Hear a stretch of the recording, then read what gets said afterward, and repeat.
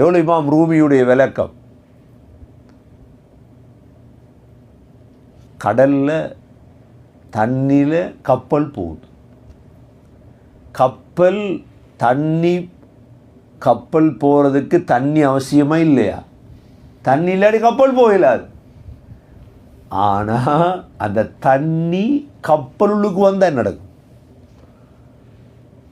கப்பலுக்கு வந்தால் நடக்கும் தண்ணி கப்பல் தான். தண்ணி அவசியம் எது போகிறதுக்கு? கப்பல் போகிறதுக்கு தண்ணி அவசியம். ஆனால் தண்ணீர் எதுக்குள்ளே வந்துடப்படாது? கப்பலுக்குள்ளே வந்துடப்படாது. அதுதான் ஆபத்து. இந்த உலகத்தில் வாழ்கிறதுக்கு காசு அவசியம், சம்பாதிக்கணும். ஆனால் எழும்பினத்திலிருந்து தூங்கும் வரைக்கும் காசை பற்றி தான் கதை. இது சரி வராது. அதை வச்சு தான் பெருமை. இது சரி வராது.